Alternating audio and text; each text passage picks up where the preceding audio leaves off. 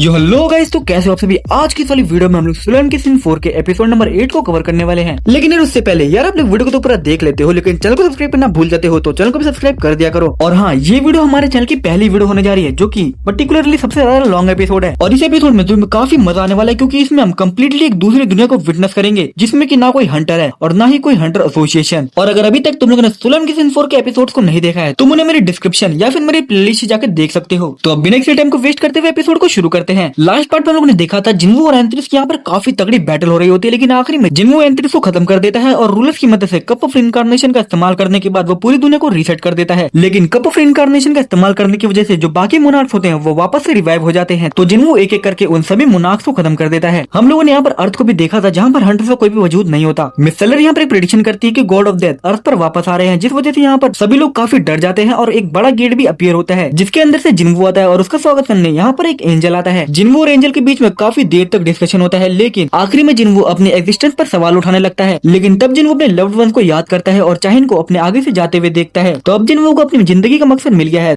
इसके बाद हम लोग यहाँ पर एक पुलिस स्टेशन को देखते हैं, जहाँ पर कोई बंदा कह रहा होता है, समटाइम्स मुझे ऐसा लगता है कि मैं कुछ भूल रहा हूँ, और वो फीलिंग कुछ ऐसी होती है कि जैसे कि मैं कुछ इम्पोर्टेंट भूल चुका हूँ। बट नो मैटर, मैं कितना भी ट्राई कर लूँ, लेकिन मैं कुछ भी ऐसा नहीं सोच पाता जो कि मैं भूल चुका हूँ। और जब भी मैं इस भूली हुई चीज को याद करने की कोशिश करता हूँ, तब मैं खुद को अंदर से खाली पाता हूँ। और यार इसी के साथ हम यहाँ पर जिंचुल को देखते हैं, जो कि यहाँ पर अपनी नई वाली दुनिया में एक पुलिस ऑफिसर है और ये क्राइम ब्रांच में काम करता है। जिंचुल के साथ जो बंदा काम करता है वो कहता है, आखिर तुम किस बारे में सोच रहे हो। और हाँ, ये जिंचुल का जूनियर है। जिंचुल उसको कहता है थैंक्स, लेकिन अंदर ही अंदर वो सोच रहा होता है, अभी मैं काफी बिजी हूँ, तो मेरे पास सैड होने के लिए टाइम नहीं है, मुझे अब काम पे चले जाना चाहिए। हम यहाँ पर देखते हैं जिंचुल और उसका साथी यहाँ से जाने लगता है, लेकिन तभी वो लोग एक क्रिमिनल को देखते हैं जो काफी ज्यादा डरा हुआ है। जिंचुल कहता है कि आखिर वो लोग कौन है। वेल, अभी हमें इसका नाम नहीं बताया गया, तो मैं इसको कोवर्कर कहकर बुलाऊंगा। ये कोवर्कर कहते हैं, अच्छा ये लोग। हम यहाँ पर इन क्रिमिनल्स को देखते जो कि काफी ज्यादा डरे हुए होते हैं। वो कहते हैं, एक शैडो के अंदर मिल गई। वो शैडो ग्राउंड के अंदर से निकली और उसने मुझसे बात करी। उसने मुझसे कहा कि मैं अपनी जिंदगी पर रिग्रेट करूंगा अगर मैंने अपने आप को 24 घंटे के अंदर पुलिस को सरेंडर नहीं किया। इसी के साथ ही क्रिमिनल यहाँ पर चिल्लाने लगता है और कहता है, ऑफिसर्स ये सब मेरी गलती है, प्लीज मुझे जेल के अंदर डाल दो। यहाँ पर ये क्रिमिनल्स अकेले नहीं होते, यहाँ पर 3 क्रिमिनल्स होते हैं आखिरी में। जिंचुल कहता है, तो तुम लोगों ने भी उसे देखा। वो लोग भी कह देते हैं, हाँ हम लोगों ने भी उन मॉन्स्टर को देखा। अब जिंचुल यहाँ पर सोचने लगता है कि मैं अपने सीनियर्स को ये कैसे रिपोर्ट करूंगा। लेकिन तभी यहाँ पर एक बंदा आता है और वो कहता है, जिंचुल इस मैटर को अपने जूनियर को संभालने दो और तुम हमारे साथ मीटिंग रूम में चलो। इसके बाद हम लोग यहाँ पर मीटिंग रूम में आ जाते हैं, लेकिन यहाँ पर कोई भी नहीं होता। तभी में एक आवाज को सुनते हैं। जिंचुल कहता है, क्या आप चाहते हैं कि जिन कैदियों ने अपने आप को अभी सरेंडर किया है हम उन्हें छोड़ दें। ये हायर अप वाला बंदा कहता है, अपनी आवाज को थोड़ा डाउन रखो, वो लोग तुम्हें बाहर से सुन सकते हैं। जिंचुल कहता है कि तुम उन लोगों को रिलीज करना चाहते हो, आखिर तुम्हारा से क्या मतलब है। ये हायर अप कहता है, मैं ये नहीं कह रहा कि हम उन्हें जाने देंगे, मैं ये कह रहा हूँ कि हम उन्हें जाने देंगे ताकि हम देख सके कि आखिर 24 घंटों में उनके साथ क्या होता है। जिंचुल यहाँ पर कहता है, सर मैं यहाँ पर आपको कह रहा हूँ, उन लोगों ने काफी ज्यादा ड्रग ले रखे हैं, इस वजह से वो काफी ज्यादा नॉनसेंस बातें कर रहे हैं। मैं इस बात से श्योर हूँ कि मॉन्स्टर को देखना ये शायद ड्रग का ही साइड इफेक्ट होगा। लेकिन तभी जो यहाँ पर बंदा होता है वो कहता है, लेकिन जो उनका ड्रग टेस्ट है वो बिल्कुल नेगेटिव आया है। मैं खुद यहाँ पर नेशनल फोरेंसिक सर्विस गया था ताकि मैं रिजल्ट्स को देख सकूं। जिंचुल यहाँ पर कहता है, सर क्या इस बात में कोई सेंस भी है कि कुछ लोग जिनके बीच में कोई भी कनेक्शन नहीं है, उन लोगों ने सेम टाइम पे अपने क्राइम को कॉन्फ्रेस कर लिया, वो भी एक सेम चीज को देखने के बाद। हायर अप ने हमें इस बारे में पता करने को कहा है, लेकिन अभी भी हमारे पास कोई भी क्लू नहीं है कि आखिर ऐसा क्यों हो रहा है। हमारे पास ज्यादा चॉइसेस नहीं है, हमें क्लूज को जमा करने के लिए कुछ भी करना होगा। तभी हायर अप कहता है, तो चलो उनके लिए एक राइट कंडीशन बनाते हैं ताकि हम सब चीजों को कलेक्ट कर सके। जिंचुल कहता है, लेकिन अगर सच में उन लोगों के साथ कुछ बुरा हो गया। ये बातें सुनने के बाद ये दोनों यहाँ पर हंसने लगते हैं। ये हायर अप हंसते हुए कहता है, ऑफिसर वो क्या तुम गोश्त में बिलीव करते हो। ये कोवर्कर भी कहते हैं, जिंचुल मुझे ऐसा नहीं पता था कि तुम चीजों को इमेजिन भी करते हो। ऑफिसर वो उन लोगों के साथ कुछ भी बुरा नहीं होगा, हम उन तीनों में से किसी एक को स्टोरेज रूम में लेके जाएंगे ताकि हम इस बात का पता लगा सके कि आखिर उनके साथ क्या होगा। और मैं वहाँ पर कुछ स्ट्रॉन्ग ऑफिसर्स को भी भेजूंगा ताकि वो वहाँ से भाग ना पाए। तभी हायर अप जिंचुल का मजाक उड़ाते हुए कहता है, क्या पता 24 घंटों के अंदर वो मॉन्स्टर ही यहाँ पर आ जाए। इसके बाद ये लोग यहाँ पर एक प्लान डिस्कस करने लगते हैं। ये हायर अप कहता है, तो अब हमें कुछ लोगों की जरूरत है। ऑफिसर वो अगर तुम हम लोगों को ज्वाइन नहीं करना चाहते तो तुम मना कर सकते हो। जिंचुल कहता है, ना मैं जाऊंगा। उसके बाद हम यहाँ पर एक खंडर से वेयरहाउस को देखते हैं, जहाँ पर ये लोग इस क्रिमिनल को लेकर आ चुके होते हैं। इस क्रिमिनल की फट चुके होते हैं। वो कहता है, ऑफिसर आप लोग मेरे साथ ऐसा नहीं कर सकते, मैं यहाँ पर मर जाऊंगा। ये हायर अप कहता है, तुम यहाँ पर चुपचाप बैठे रहो, हमें कुछ इन्वेस्टिगेट करना है। ये क्रिमिनल यहाँ पर लिटरली इसके आगे भीख मांग रहा होता है कि मैं यहाँ पर मर जाऊंगा, प्लीज मुझे वापस ले चलो। ये हायर अप कहता है, हे आखिर किसने तुमसे कहा कि तुम मरने वाले हो, हम लोग यहाँ पर हैं और तुम्हें गार्ड कर रहे हैं। ऑफिसर किम आखिर 24 घंटे होने में अभी कितना समय बचा है। ऑफिसर किम कहते हैं कि अभी तो सिर्फ 10 मिनट बचे हैं। ये लोग यहाँ पर टाइम के बीतने का वेट कर रहे होते हैं। लेकिन तभी यहाँ पर जिनचुल सोच रहा होता है कि किसी वजह से तो मैं अब यहाँ पर कुछ अजीब महसूस कर सकता हूँ। तभी ऑफिसर किम कहता है सर टाइम हो गया है। ये हैरब कहता है सच में, लेकिन हम लोग यहाँ पर देखते हैं कि यहाँ पर अभी कुछ भी नहीं होता है। ये क्रिमिनल भी यहाँ पर काफी हैरान होता है और वो कहता है आखिर यहाँ पर कुछ भी क्यों नहीं हो रहा है। हैरब यहाँ पर इस क्रिमिनल से कहता है हे क्या तुम लोगों ने साथ में ड्रग लिए थे? तुम हमें बातों में घुमाना बंद कर दो और सच्चाई बता दो, ये हमारा काम आसान कर देगा। लेकिन ये क्रिमिनल यहाँ पर पूरा डर चुका होता है और वो कहता है नहीं, उस दिन हम लोगों ने सच में वो देखा था। सच्चाई तो ये है पहले वहाँ पर हम में से 4 थे। इसी के साथ हम लोग यहाँ पर देखते हैं जिनचुल यहाँ पर काफी हैरान हो जाता है और वो चिल्ला के कहता है अपने आप को सामने लाओ। हम यहाँ पर देखते हैं एक शेडो यहाँ पर आ जाती है और वो इन 2 ऑफिसर्स को दीवार में गाड़ डालती है। ये दोनों ऑफिसर्स यहाँ पर बेहोश हो जाते हैं। क्रिमिनल की तो काफी देर फट जाती है और तभी हम देखते हैं जिनचुल इस क्रिमिनल के साथ खड़ा होता है और उसके सामने यहाँ पर काफी सारी एंड शेडोज आ जाती है। जिनचुल भी यहाँ पर काफी ज्यादा डर चुका होता है और वो कह रहा होता है मॉन्स्टर सच में यहाँ पर आ गए, वो सच में यहाँ पर है। ये क्रिमिनल तो यहाँ पर मॉन्स्टर को देख के काफी पैनिक करने लगता है और इसी के साथ हम लोग यहाँ पर देखते हैं ये एंड्स इस क्रिमिनल को मार डालती हैं। जिनचुल यहाँ पर काफी डरा हुआ होता है, वो अपने आप को हिला भी नहीं पा रहा होता। और इसी के साथ हम फाइनली स्पॉट करते हैं बीरू को। बीरू यहाँ पर एक स्माइल करता है। जिनचुल कहता है क्या अभी सैंड ने मेरे को देख के स्माइल करी? नहीं, ये भी जरूरी नहीं है। आखिर मैं उसकी आंखों में ये देख के कैसे बता सकता हूँ कि वो मुझे देखने के बाद खुश है? ये कुछ ऐसा था जैसे कि मैं सिचुएशन से पहले भी गुजर चुका हूँ। आखिर ये क्या है? इसी के साथ सीन यहाँ पर शिफ्ट होता है। हम यहाँ पर इस हैरब को देखते हैं जो कि यहाँ पर इन लोगों पर चिल्ला रहा होता है। जिस इंसान ने अपने आप को सरेंडर किया था वो बिना किसी ट्रेस के गायब हो गया। तुम एक पुलिस ऑफिसर हो, इसके बाद भी तुम ये कह रहे हो कि वो गायब हो गया। हम लोग यहाँ पर देखते हैं इन लोग यहाँ पर थोड़ी मरम पट्टी हो रखी होती है। तभी हैरब जिनचुल से पूछता है आखिर तुम्हारा क्या मिस्टर वू? तुमने तो एम्बुलेंस को कॉल किया था, क्या तुम्हें कुछ याद है कि आखिर वहाँ पे क्या हुआ था? जिनचुल वहाँ पर क्या हुआ ये नहीं बताना चाहता तो वो इन बारे में झूठ बोलता है और वो कहता है जब मैं शौक से बाहर आया तो मैंने देखा कि मेरे साथ वाले ऑफिसर्स बेहोश पड़े हैं। तभी हैरब कहता है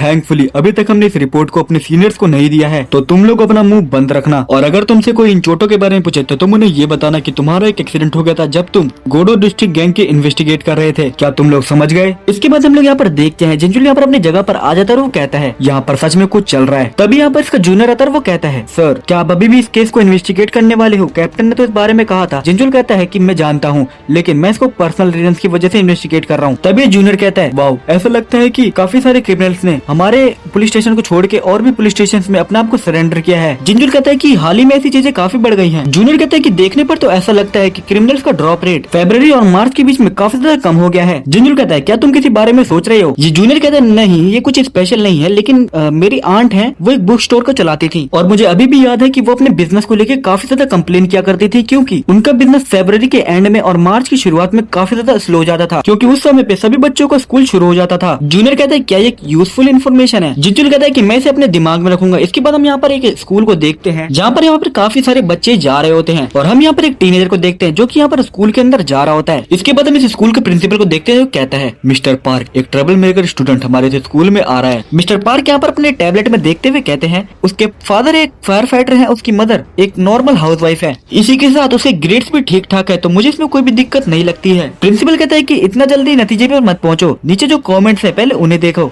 स्कूल में उसकी अटेंडेंस काफी ज्यादा कम है। मिस्टर पार्क के देखने के बाद कहते हैं वेट, जब वो अपने एलिमेंट्री स्कूल में था तब वो अपने घर से 2 साल के लिए भाग गया था और वो अपने मिडिल स्कूल के फर्स्ट ईयर में भी नहीं आया। प्रिंसिपल कहते हैं हाँ, तो क्या तुम्हें ऐसा लगता है कि तुम इस स्टूडेंट को संभाल पाओगे? मिस्टर पार्क यहाँ पर कहते हैं सर आपको ये तो पता है ना कि वो लोग मुझे कोबरा क्यों कहते हैं। जो भी ट्रबल मेकर है उन्हें मेरे पास भेज दो, मैं उन्हें ऐसा सबक सिखाऊंगा कि वो लोग कभी दिक्कतें खड़ी नहीं करेंगे। इसके बाद यहाँ पर स्कूल की असेंबली हो रही होती है। मिस्टर पार्क यहाँ पर सभी बच्चों को शांत रहने के लिए कह रहे होते हैं। तभी वो उसी ट्रबल मेकर को देखते हैं और वो कहते हैं वो रहा वो, ये लड़का, इसका नाम संग जिनवू है। और यार जिनवू अब यहाँ पर अपने हाई स्कूल में पहुंच चुका है। मिस्टर पार्क यहाँ पर जिनवू की तरफ काफी गुस्से से आ रहे होते हैं और वो कहते हैं तुम भले ही अभी तक एक ट्रबल मेकर थे, लेकिन मैं तुम्हें एक ऐसा सबक सिखाऊंगा कि तुम आज के बाद ऐसी हरकतें नहीं करोगे। वो यहाँ पर ग्लव्स को पहन के है, ये हमारे स्कूल के ड्रेस कोड के अगेंस्ट है। मिस्टर पार्क यहाँ पर जिनवू को चिल्ला के कहते हैं ओ तुमने यहाँ पर ग्लव्स को पहन रखा है, आखिर तुम्हें क्या लगता है कि तुम कहाँ पर हो? जिनवू यहाँ पर मिस्टर पार्क को देखता है और मिस्टर पार्क यहाँ पे काफी ज्यादा डर जाते हैं। वो किसी तरीके से जिनवू के औरों को देख पा रहे होते हैं। मिस्टर पार्क यहाँ से चले जाते हैं, लेकिन वो यहाँ पर सोच रहे होते हैं क्या मैं चीजों को इमेजिन कर रहा हूँ। इसके बाद हम लोग यहाँ पर जिनवू को देखते हैं जहाँ पर विलेन आता है और वो कहता है मेरे किंग,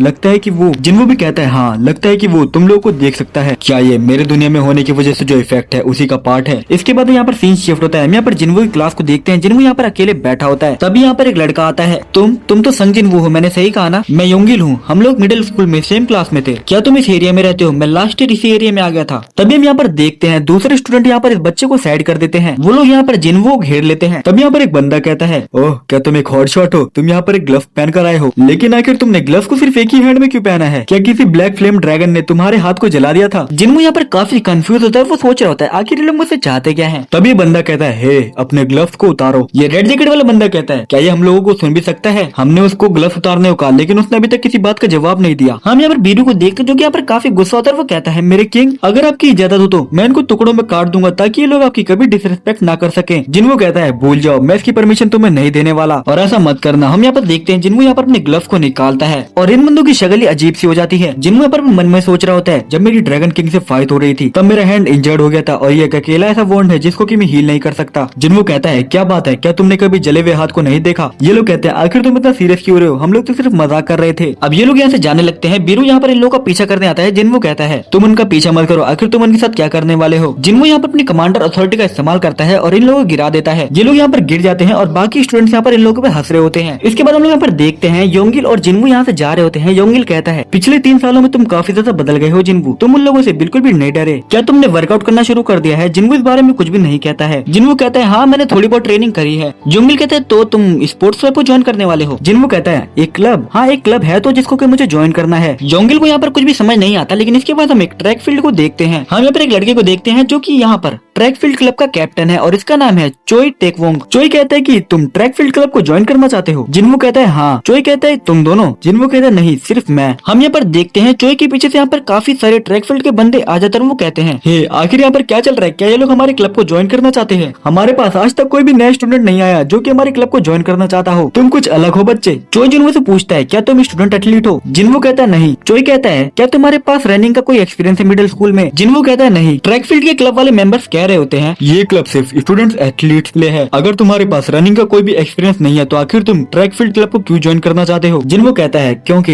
यहाँ पर कोई ऐसा है जिससे कि मुझे ट्रैक फील्ड के कंपटीशन में मिलना है। जिन्वो यहाँ सोच रहा होता है, वो अभी भी मिडिल स्कूल में है, लेकिन मैं इस बात से श्योर हूँ कि वो जल्दी रीजनल कंपटीशन में आ जाएगी। हंटर बनने से पहले वो एक टैलेंटेड ट्रैक फील्ड स्टार थी और अगर किसी तरीके से मैं मिडिल स्कूल और हाई स्कूल के ट्रैक फील्ड कंपटीशन में एंटर कर पाया तो मैं नेचुरली उससे मिल पाऊंगा। ये ट्रैक फील्ड वाला बंदा तो गुस्सा हो जाता है। वो कहता है, कंपटीशन? लेकिन चॉइस को शांत करता है और वो कहता है, मेरे पास एक कंडीशन है। क्या तुम उस इंसान को वहाँ पर देख रहे हो? वो यहाँ पर सेकंड ईयर का रिजर्व मेंबर है और हमारे क्लब का सबसे बेकार मेंबर। अगर तुम्हें हमारे क्लब में ज्वाइन होना है तो तुम्हें उससे तेज भागना होगा। जिन्वो उसको देखने के बाद कहता है, कैप्टन ने जो भी कहा वो सब एक झूठ है। जिन्वो कहता है, ऑल राइट, मैं तैयार हूँ। ये क्लब वाले मेंबर्स तो हंस रहे होते हैं और वो कहते हैं, इसने तो उस इंसान को भी नहीं पहचाना जो कि पिछले साल रीजनल कंपटीशन में 3rd पोजीशन पर आया था। आखिर वो कैसे एक्सपेक्ट कर सकता है कि वो ट्रैक फील्ड क्लब में ज्वाइन हो सकता है? तभी दूसरा ट्रैक फील्ड मेंबर कहता है कि बिना किसी शर्तों के करना काफी ज्यादा बोरिंग होगा। अगर तुम जीते तो तुम ट्रैक फील्ड क्लब को ज्वाइन कर सकते हो, लेकिन अगर तुम हारे तो तुम्हें हमारी लॉन्ड्री को करना होगा। जिन्वो कहता है, ये तो काफी अच्छा है। इसके बाद सीन शिफ्ट होता है। हम यहाँ पर स्टाफ रूम में मिस्टर पार्क को देखते हैं। यहाँ पर ये टीचर आती है और वो कहती है, अब आप अच्छा फील कर रहे हैं मिस्टर पार्क? मिस्टर पार्क कहते हैं, हाँ मैं ठीक हूँ, शायद मुझे एक और ब्रेक ले लेना चाहिए। मिस्टर पार्क यहाँ पर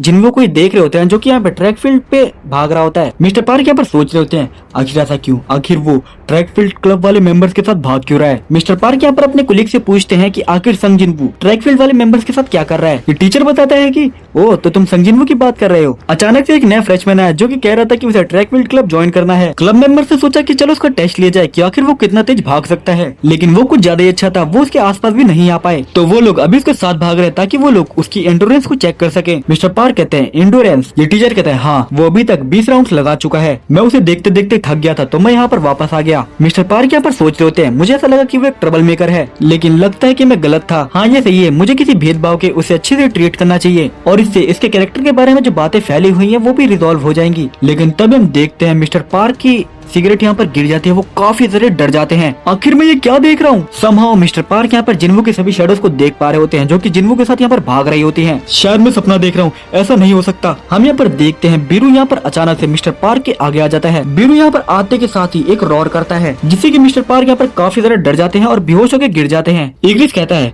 मैंने तुम्हें कहा था ना कि ऐसे मत करो। बीरू कहता है, ऐसा लगता है कि वो ह्यूमन हम लोगों को देख सकता है। इसके बाद सीन यहाँ पर शिफ्ट होता है। हम यहाँ पर एक बारबेक्यू शॉप को देखते हैं। हम यहाँ पर जूनियर को देखते जो कहता है, सर आप अभी भी उस केस को इन्वेस्टिगेट कर रहे हो, आपने सच में उस दिन कुछ देखा था है ना? जिंजुल कहता है, अच्छा उस दिन? जूनियर कहता है, कम ऑन सर, आप जानते हो मैं किस बारे में बात कर रहा हूँ? मैं उस दिन की बात कर रहा हूँ जब क्रिमिनल्स वेयर हाउस के अंदर से डिसअपियर हो गए थे। क्या उस दिन आपने कुछ नहीं देखा था? जिंजुल याद करते हुए कहता है, एक एंट, वो एक एंट मॉन्स्टर था। मैं खुद भी श्योर नहीं हूँ कि मैंने एग्जैक्टली उस दिन क्या देखा था, लेकिन मेरे लिए वो एक एंट की तरह दिखता था। जूनियर कहता है, एक एंट मॉन्स्टर? क्या आप ये कह रहे हो कि उस दिन एक एंट जैसा दिखने वाला मॉन्स्टर आपके सामने अपीयर हो गया? जिंजुल कहता है, नहीं वो डेफिनेटली एक एंट थी, लेकिन तभी हम देखते हैं यहाँ पर जिंजुल के सामने कोई आ जाता है और वो कहता है, बाय एनी चांस क्या वो मॉन्स्टर एक एंट की तरह दिखता था जिसके पास एक ह्यूमन बॉडी थी? इसके बाद सीन यहाँ पर शिफ्ट होता है। हम काफी सारे ट्रैक फील्ड वाले बंदों को देखते हैं जो कि यहाँ पर भाग रहे होते हैं। हमारा गोल है नेशनल जीतना। तभी इनमें से एक बंदा कहता है, कैप्टन हमारा गोल तो रीजनल कंपटीशन जीतना था ना? इनका कैप्टन कहता है, बेवकूफ, अपने गोल्स को हाई रखो, हमारा गोल है नेशनल जीतना। हम यहाँ पर योंगिल को भी देखते हैं जो कि इन्हीं के साथ भाग रहा होता है और इसकी हालत तो भाई काफी ज्यादा ही खराब होती है। जिन उसको देख के सोच रहा होता है, आखिर मेरे साथ क्लब क्यों ज्वाइन करना चाहता है? प्रैक्टिकली वो अपनी जिंदगी के लिए भाग रहा होता है। तभी यहाँ पर विलेन आता है, वो कहता है, मेरे किंग ह्यूमन फॉलिश क्रिएचर होते हैं। जिन्हों यहाँ पर स्टेटस रिकवरी का इस्तेमाल करता है और योंगिल का पूरा स्टेमिना हील कर देता है। अब योंगिल यहाँ पर ट्रैक फील्ड वाले बंदों से भी आगे निकल जाता है। हम देखते हैं मिस्टर पार्क भी ये सब विंडो से देख रहे होते हैं। इसके बाद हमें उस दिन का फ्लैशबैक दिखाया जाता है जब मिस्टर पार्क ने जिंजुल को एंट के बारे में बताया होता है। मिस्टर पार्क ने यहाँ पे थोड़ी पी रखी होती है और वो कहते हैं, आखिर मैं एक ऐसी बेकार बातें कर रहा हूँ, मुझे माफ करना, अभी मैं काफी ड्रंक हूँ। लेकिन जिंजुल मिस्टर पार्क को रोक लेता है और कहता है, क्या आप मुझे इसके बारे में और बता सकते हैं? इसके बाद हम वापस प्रेजेंट में आते हैं जहाँ पर मिस्टर पार्क जिन्हों को देख रहे होते हैं। जिन्हों भी समझ जाता है, वो कहता है, कुछ समय से वो मेरे ऊपर नजर रखे हुए हैं। तभी विलेन आता है, वो कहता है, मेरे किंग क्या ये अच्छा नहीं रहेगा कि हम उस ह्यूमन की मेमोरीज को इरेज कर दे और इसकी एबिलिटी को ले लें? जिन्हों कहता है, अभी नहीं, अभी कुछ समय तक उस पे और नजर रखते हैं। इसके बाद हम यहाँ पर स्कूल के बाहर देखते हैं जहाँ पर जिंजुल आ रखा होता है। जिंजुल कहता है, उन मॉन्स्टर का इस जगह से कुछ कनेक्शन होगा जो उन क्रिमिनल्स उस दिन देखे थे। और वो टीचर जिसने की क्लेम किया कि उसने उन मॉन्स्टर को एक स्टूडेंट के आसपास देखा है, लेकिन ये अभी कंफर्म नहीं है। लेकिन इससे भी बड़ी दिक्कत ये है कि मैं उन मॉन्स्टर्स के बारे में उस स्टूडेंट से कैसे पूछने वाला हूँ? मैं उसे ब्लेम नहीं करूंगा अगर उसने मुझे पागल समझ लिया। इसके बाद हम एक शैडो को देखते हैं जो कि यहाँ पर स्कूल के अंदर जा रही होती है। जिंजुल भी ये देख के काफी हैरान हो जाता है। वो कहता है, इस स्कूल में डेफिनेटली कुछ है। इसके बाद हम यहाँ पर जिन्वो को देखते हैं जो कि यहाँ पर अपने क्लासरूम में होता है। वो कहता है, क्या उसने मेरे शैडो कार्ड्स को देख लिया जिनको कि मैंने स्कूल के बाहर लगाया था? एक बार फिर से, I expect no less from a former chairman of Hunter association, वो जिंजुल बताता है कि वो एक पुलिस ऑफिसर है, लेकिन इसमें कोई भी दिक्कत की बात नहीं है क्योंकि वो यहाँ पर एक स्टूडेंट से सवाल जवाब करने आया है जिसका नाम संग जिन्वू है। सभी स्टूडेंट्स यहाँ पर काफी हैरान होते हैं क्योंकि नॉर्मली किसी भी स्टूडेंट से मिलने यहाँ पर कोई पुलिस ऑफिसर नहीं आता है। इसके बाद हम यहाँ पर देखते हैं जिंजुल और जिन्वू यहाँ पर आमने सामने होते हैं। जिंजुल कहता है, मुझे माफ करना कि मैं तुम्हारे लेसन के बीच में आ गया। जिन्वू बोलता है कि इसमें कोई बात नहीं है, लेकिन इसके बाद जिन्वू अपने प्रीवियस वर्ल्ड की मेमोरीज को याद करते हुए सोचने लगता है, मैंने उनको कई सालों से नहीं देखा और अगर डायमेंशनल लिफ्ट का टाइम जोड़ दिया जाए तो यहाँ पर काफी ज्यादा साल हो जाएंगे। मैंने देख के काफी खुश हूँ, लेकिन अगर मैंने उस तरह एक्ट किया तो ये काफी ज्यादा अजीब हो जाएगा। जिंजुल भी यहाँ सोच रहा होता है, ये स्टूडेंट थोड़ा अलग है, आखिर कैसे किसी यंग स्टूडेंट की आईज इस तरह हो सकती हैं? इसके बाद जिंजुल फाइनली पूछ लेता है, क्या तुम किसी शैडो के बारे में जानते हो? नहीं, या फिर एक एंट मॉन्स्टर? क्या ये ड्राइंग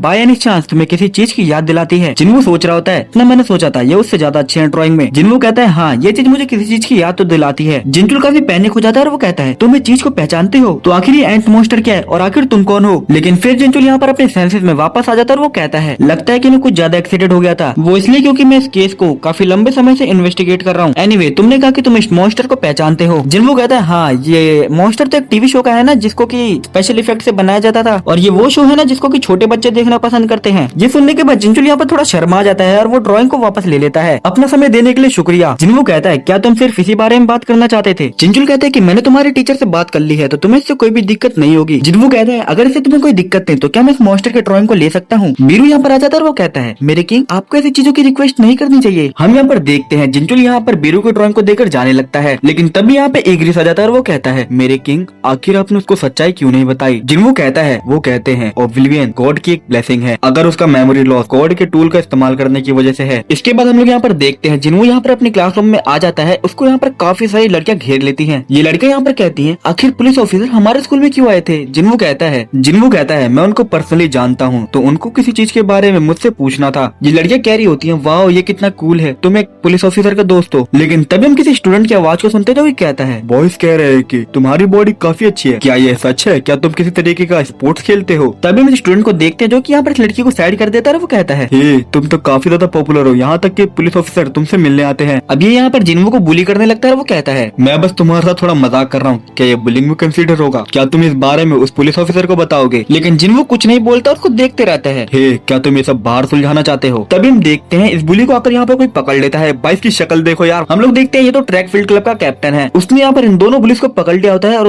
इन दोनों पुलिस की हालत काफी ज्यादा खराब होती है। ट्रैक फील्ड क्लब का कैप्टन कहता है, आखिर हमारे फील्ड क्लब के एज से तुम्हें क्या काम है? जिन्वू कहता है, कैप्टन आखिर आप यहाँ पे क्या कर रहे हैं? कैप्टन कहता है, हम यहाँ पर इसलिए आए हैं क्योंकि हम अपने एज को इन इडियट्स को मारने से रोक सके। जिन्वू कहता है, प्लीज मजाक करना रोक दीजिए। कैप्टन यहाँ पर हंसने लगता है और वो कहता है, अरे हाँ मैं भूल गया था, नए क्लब मेंबर के आने की खुशी में हमने एक वेलकम पार्टी को अरेंज किया है। तुम और योंगिल आज फ्री हो ना? जिन्वू कहता है, हाँ। कैप्टन कहता है, तो ठीक है, फिर तुम मुझे स्कूल के बाद मिल जाना। तभी ये कैप्टन इन पुलिस को लेकर जाने लगता है। जिन्वू कहता है, कैप्टन आखिर आप इन लोगों को कहाँ लेकर जा रहे हो? कैप्टन कहता है, मैं नहीं जानता कि हमें इनके साथ क्या करना चाहिए। हम लोग यहाँ पर देखने लगते हैं ये लोग काफी तेजी से कॉरिडोर में इन पुलिस को लेकर भागने लगते हैं। इसके बाद यहाँ पर स्कूल की छुट्टी हो जाती है। जिन्वू और योंगिल यहाँ पर ट्रैक फील्ड वाले बंदों के साथ जाने लगते हैं। कैप्टन कहता है, एनीवे आखिर वो लोग थे कौन? क्या तुम चाहते हो कि हम लोग उन्हें सबक सिखाएं? जिन्वू कहता है, नहीं इसमें कोई भी दिक्कत नहीं है, मैं मेक श्योर करूंगा कि वो लोग कंपटीशन में कोई भी इंटरफेयर ना करें। तभी यहाँ पर जिन्वू को कोई बुलाता है। हम देखते हैं ये तो जिंचुल है। जिंचुल कहता है, मिस्टर संग क्या हम अपनी छोड़ी हुई बात को वापस से शुरू कर सकते हैं? जिन्वू यहीं पे रुक जाता है। कैप्टन कहता है, जब तक तुम वेलकमिंग पार्टी में नहीं आ जाते तब तक हम योंगिल को होस्टेज रखेंगे। इसके बाद हम यहाँ पर आते हैं। जिन्वू कहता है, मेरे दोस्त की जिंदगी लाइन पे लगी है तो मैं यहाँ पर ज्यादा देर तक नहीं रुक सकता। आखिर आप किस बारे में बात करना चाहते हो? लेकिन तभी जिंचुल कहता है, मिस्टर संग क्या ये सच में तुम हो? और यार इसी के साथ जिंचुल यहाँ पर काफी इमोशनल हो जाता है। इसके बाद हमें फ्लैशबैक दिखाया जाता है कि आखिर कैसे जिंचुल को अपनी मेमोरीज वापस मिली। ये सब तब हुआ होता है जब जिन्वू ने जिंचुल से बीरू की ड्राइंग को मांगा होता है। ये सब एक एक्सीडेंट की वजह से हुआ था, लेकिन उनमें से हुए हिस्ट्री में कुछ इवेंट्स इन्हीं छोटे एक्सीडेंट से शुरू होते हैं। हम यहाँ पर जिंचुल को देखते जो जा रहा होता है और वो कहता है, यहाँ पर आना मेरी बेवकूफी थी। लेकिन तभी उसको एक आवाज सुनाई देती है, mister Wu do you trust me? Jinchul अपने पीछे देखता है लेकिन वहाँ पर कोई भी नहीं होता। लेकिन तभी जिंचुल को प्रीवियस वर्ल्ड की सारी मेमोरीज याद आने लगती है। आखिर क्या हो रहा है? हम यहाँ पर देखते हैं जिंचुल को यहाँ पर सारी मेमोरीज आने लगती है। संग जिन्वू उस स्टूडेंट नाम यही था और उससे मैं अभी मिला। जिंचुल यहाँ पर अपने घुटनों के बल गिर चुका होता है। नरेटर हमें बताता है कि पिछली दुनिया की मेमोरी जिंचुल की आंखों के सामने आने लगी। संग जिन्वू की आंखों के अंदर उसने अपने आप को एक ऐसी दुनिया के अंदर देखा जिसको कि वो भूल चुका था और तभी उसको मैजिक बीस्ट, गेट्स, रूलर्स सभी के बारे में मेमोरीज याद आ गई। इसके बाद जिंचुल अपनी सेंसेस में आता है और वो कहता है, इम्पॉसिबल, आखिर ये कैसे हो सकता है? और ये सब जिंचुल जिन्वू को बताते हुए कहता है, आखिर कितना समय हो गया उन मोनार्क से डायमेंशनल रिफ्ट में फाइट करते हुए। जिंचुल तो सोच रहा होता है, रिकॉर्ड्स तो कहते हैं मिस्टर संग यहाँ पर 2 साल के लिए गायब थे, लेकिन ऐसा नहीं हो सकता कि वो उन मोनार्क्स को इतने छोटे समय के अंदर हरा दें। लेकिन तभी जिन्वू कहता है 27 ईयर। और ये सुनने के बाद जिंचुल पूरी तरीके से शॉक हो जाता है। क्या तुम्हें इस बात पर पछतावा होता है? जिन्वू कहता है, नहीं, नो मैटर कि मैं ऐसी सिचुएशन में कितनी बार भी आ जाऊं, लेकिन मैं हर समय इसी चॉइस को करूंगा। जिंचुल कहता है, वेल लगता है कि तुम अपनी जिंदगी को एंजॉय कर रहे हो। जिन्वू कहता है, हाँ मैं इस तरह खुश हूँ, असाइड फ्रॉम दैट फैक्ट कि मैं अपनी बॉडी की फिजिकल अपीयरेंस को चेंज करता रहता हूँ क्योंकि अब मेरी उम्र नहीं बढ़ती। The power of immortality. उसने मिस्टर संग को गॉड के लेवल पे पहुंचा दिया है और इतनी ताकत होने के बावजूद भी वो एक नॉर्मल ह्यूमन बीइंग की तरह जीना चाहते हैं। जिंचुल कहता है, क्या तुमने इस बारे में कुछ सोचा है कि तुम फ्यूचर में क्या करोगे? जिन्वू कहता है, मैंने अभी तक ऐसा कुछ नहीं सोचा है। जिंचुल कहता है, तो कैसा रहेगा कि तुम हमें ज्वाइन कर लो? जिन्वू कहता है, तो तुम्हारा मतलब पुलिस? जिंचुल कहता है, हाँ, रिसेंटली हमारे पुलिस स्टेशन में काफी सारे क्रिमिनल्स आ रहे हैं जो की अपनी जिंदगी को लेकर डरे हुए हैं, वो भी तुम्हारे शैडो मॉन्स्टर्स की वजह से। जिन्वू कहता है, अगर मैं पुलिस में आ गया तो बाकी पुलिस ऑफिसर्स को कुछ भी करने की जरूरत नहीं पड़ेगी। जिंचुल कहता है, हाँ, इसी तरीके की दुनिया तो हम बनाना चाहते हैं। जिन्वू कहता है, मैं इस बारे में सोचूंगा और इसके बाद वो वहाँ से जाने लगता है। जिंचुल कहता है, मैं तुम्हारे आंसर का वेट करूंगा। जिन्वू कहता है, तुम ऐसा मत करो, तुमने काफी ज्यादा मेहनत करी लेकिन इसके बदले में तुम्हें कुछ भी नहीं मिलता। इसके बाद हमें काफी समय बाद का सीन दिखा जाता है जहाँ पर हम एक डेजर्ट को देखते हैं और एक दिन अचानक से आसमान के अंदर एक स्ट्रेंज ब्लू चीज अपीयर हो गई। हम यहाँ पर एक ट्रैवलर को देखते हैं जो कि यहाँ पर फोन लगा के कहता है, हेलो, मैं यहाँ पर डेजर्ट को क्रॉस कर रहा था। हम यहाँ पर इमरजेंसी कॉल सेंटर वाली वुमन का देखते जो कहती है, हाँ, आपने इमरजेंसी कॉल सेंटर पे कॉल लगाया है, क्या वहाँ पर कोई एक्सीडेंट हुआ है? ट्रैवलर कहता है, नहीं, ऐसी कोई भी बात नहीं है। ये एजेंट कहती है, तो आखिर आपकी इमरजेंसी क्या है सर? ट्रैवलर कहता है, नहीं, मैंने इस वजह से कॉल नहीं किया क्योंकि मैं परेशानी में हूँ, बल्कि मैंने उस वजह से कॉल किया जो मैंने देखा मुझे वो रिपोर्ट करना है। एजेंट कहती है, क्या आपकी सिचुएशन को ज्यादा ही अर्जेंट है? क्या हम वहाँ पे किसी को आपकी मदद के लिए भेजें? ट्रैवलर कहता है, मैं नहीं जानता कि ये अर्जेंट है। टू बी ऑनेस्ट, मैं खुद नहीं जानता कि मैं इसको कैसे एक्सप्लेन करूँ। एजेंट कहती है कि सर, आपको साफ साफ बताना होगा ताकि हम लोग उसी हिसाब से काम कर सके। ट्रैवलर कहता है, कुछ टूट रहा है, मैं काफी सारे क्रैक्स को देख पा रहा हूँ। एजेंट सोच रही होती है, क्रैक्स या डेजर्ट में कोई बिल्डिंग टूट रही है? सर, एग्जैक्टली आप उन क्रैक्स को कहाँ देख पा रहे हैं? ट्रैवलर यहाँ पर आसमान की तरफ देखते हुए कहता है, आसमान के अंदर, आसमान में काफी सारे क्रैक्स आ रहे हैं। इसके बाद सीन शिफ्ट होता है। हम यहाँ पर ईग्रिस को देखते हैं जो कि जिन्वू कह रहा होता है, मेरे किंग, आपको ये चीज ऐसे नहीं ऐसे सॉल्व करनी चाहिए। लेकिन जिन्वू यहाँ पर ईग्रिस की बातों पर ध्यान नहीं दे रहा होता और वो कहता है, आखिर ये फीलिंग कैसी है? इसके बाद सीन शिफ्ट होता है। हम उसी एंजल को देखते हैं जो कि यहाँ पर अर्थ पर वापस आ चुका है और वो यहाँ पर जिन्वू से मिलने मिलने आया होता है वो कहता है हमें मिले काफी समय हो गया शैडो मोनार्क। जिन्वो डायरेक्ट पूछता है क्या रूलर्स इसके जिम्मेदार हैं? ये एंजल तो काफी पैनिक हो जाता है और वो कहता है नहीं, वो हम लोग नहीं है। जैसे कि आप जानते हो कि ट्रैवलिंग करने का हमारा मेथड काफी अलग है। जिन्वो कहता है तो क्या तुम्हें इस बारे में कोई आइडिया है कि आखिर अर्थ पर कौन आने की कोशिश कर रहा है? एंजल बताता है कि वो आउटसाइडर्स हैं जो कि हमारे दुनिया में भी आ चुके हैं और मुझे ऐसा लगता है कि हेवनली आर्मी जब उनका पीछा कर रही थी तो इस वजह से उन लोगों ने अपना रास्ता बदल दिया। जिन्वो कहता है लेकिन आखिर वो यहाँ पर क्यों आ रहे हैं? एंजल बताता है कि वो लोग जायंट्स का एक ट्राइब है जो कि लाइफ सपोर्ट करने वाली प्लैनेट्स के रॉक्स को खाकर जिंदा रहते हैं और उन अजीब विंग्स को हमारे दुनिया में टाइटन्स कहा जाता है। और ये काफी ऑब्वियस बात है कि आखिर वो अर्थ पर क्यों आ रहे हैं। जिन्वो कहता है तो इसका मतलब कि वो हमारे दोस्त नहीं है। एंजल कहता है हाँ, वो हमारे दोस्त नहीं है। जिन्वो कहता है कप ऑफ रिइंकार्नेशन का यूज करने से पहले ऐसा तो कभी नहीं हुआ। एंजल कहता है हाँ, आप बिल्कुल सही कह रहे हो। वो हमारी दुनिया में तब आए थे जब आपने कप ऑफ रिइंकार्नेशन का इस्तेमाल नहीं किया था और अब वो लोग यहाँ पर वापस इसलिए आ रहे हैं क्योंकि उनके लिए ऐसा कभी हुआ ही नहीं था। वो लोग उसी सेम प्रोसेस से गुजर रहे हैं लेकिन उन लोगों ने अपने डेस्टिनेशन को बदल दिया है। जिन्वो कहता है तो मुझे पता है कि वो लोग ऐसा क्यों कर रहे हैं। एंजल कहता है कि वो लोग आपके इनक्रेडिबल सोर्स के पावर को फॉलो करते हुए यहाँ पर आए हैं। एटलीस्ट अभी के लिए रूलर्स तो यही बिलीव करते हैं और रूलर्स ने अपनी हेवनली आर्मी को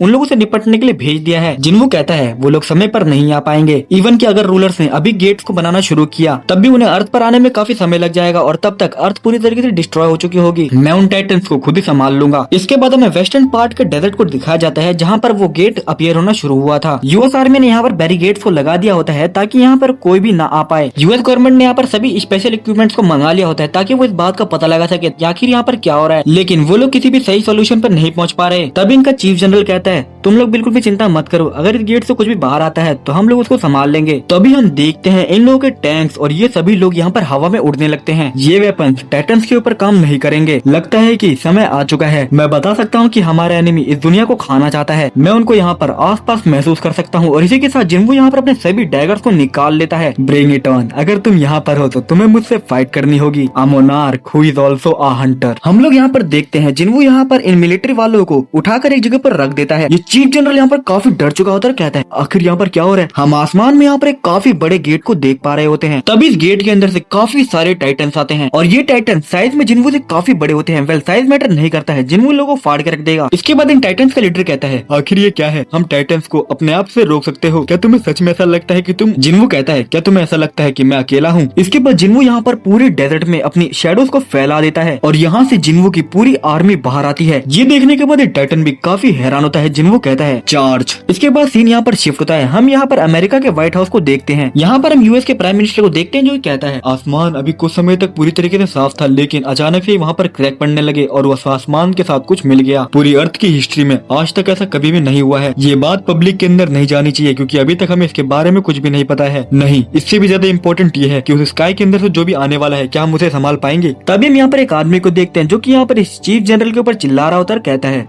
हैरिसन जो तुमने कहा क्या वो सच है? हैरिसन कहता है अभी के लिए सिचुएशन पूरी तरीके से कंट्रोल में है, मैं बाकी डिटेल्स मीटिंग रूम में बता दूंगा। प्लीज एक बार आप लोग इस वीडियो को देखिए। इस वीडियो को काफी सारे रोबोट्स और ड्रोन की मदद से शूट किया गया है जो कि साइड पर मौजूद थे। वो सभी लोग यहाँ पर अभी जिन्वो की शैडोज को देख पा रहे होते हैं। ये सभी लोग यहाँ पर काफी हैरान होते हैं। वो कहते हैं आखिर ये क्या है और आखिर वो जो वहाँ पर चीज खड़ी है आखिर वो कौन है? एक एशियन बॉय। प्रेसिडेंट कहता है आखिर ये लड़का कौन है? हैरिसन आखिर सभी सोल्जर्स कहाँ गए और आखिर सभी सिविलियंस इन मॉन्स्टर्स के सामने क्या कर रहे हैं? हैरिसन कहता है इस क्वेश्चन का आंसर तो मैं भी जानना चाहूंगा। इसके बाद हम फाइट पर आते हैं जहाँ पर टस्क यहाँ पर एक काफी तगड़ा फायर का हमला इन टाइटन्स की तरफ करता है और एक ही बारी में काफी सारे टाइटन्स को मार डालता है। जिन्वो भी यहाँ पर काफी सारे टाइटन्स को चुटकियों में काट रहा होता है। इसके बाद जिन्वो अपने सभी डैगर्स को अपनी शैडो अथॉरिटी का इस्तेमाल करके काफी ज्यादा बड़ा कर देता है। जिन्वो अपना ऑर्डर देता है और यहाँ पर सभी डैगर्स इन टाइटन्स को फाड़ के रख देते हैं, लेकिन वो डैगर यहाँ पर बॉस टाइटन का कुछ भी नहीं बिगाड़ पा रहे हो। क्या तुम्हें सच में ऐसा लगता है कि ऐसे अटैक्स मेरे ऊपर काम करेंगे? लेकिन तभी वो टाइटन काफी ज्यादा हैरान हो जाता है क्योंकि जिन्वो यहाँ पर अपने हाथ को आसमान में ट्रांसफॉर्म करने लगता है। जिन्वो यहाँ पर अपने हाथ को काफी बड़ा कर लेता है और एक ही बारी में इस टाइटन को जमीन के अंदर गाड़ डालता है। इसके बाद जिन्वो यहाँ पर काफी पीछे आ जाता है। ये टाइटन कहता है ओह मुझे नहीं पता था कि ऐसे बेकार प्लेनेट पे एक स्किल्ड फाइटर होगा, लेकिन जब तुम अपना साइज इंक्रीज करते हो तब तुम्हें अपने माना को भी इंक्रीज कर लेना चाहिए और इससे ये प्रूव होता है कि तुम्हारी स्पीसीज कितनी बेकार है।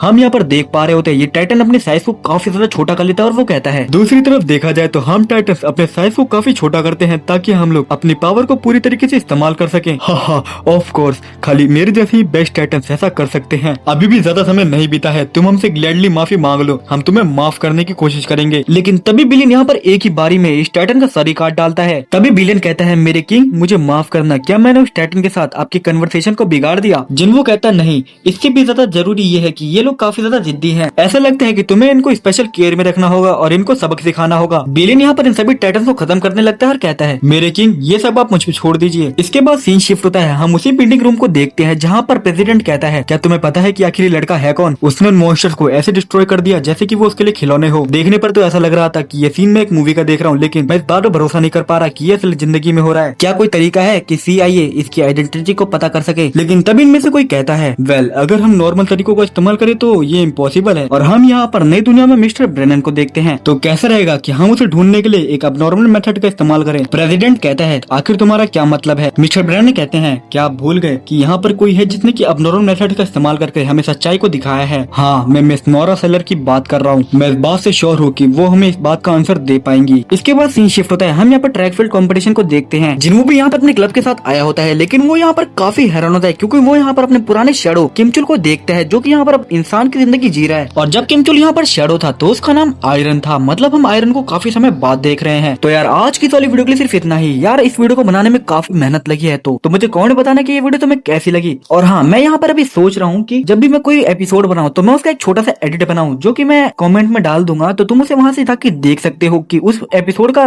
पर्टिकुलर कौन MVP रहा है। तो तुम्हें आइडिया कैसा लगा? तो मैं इसको इस वीडियो में ट्राई करने वाला हूँ। तो यार आज की वाली वीडियो के लिए सिर्फ इतना ही। मिलता हूं तुम सभी से सोलन की एक और नई वीडियो में, तब तक के लिए सायोनारा।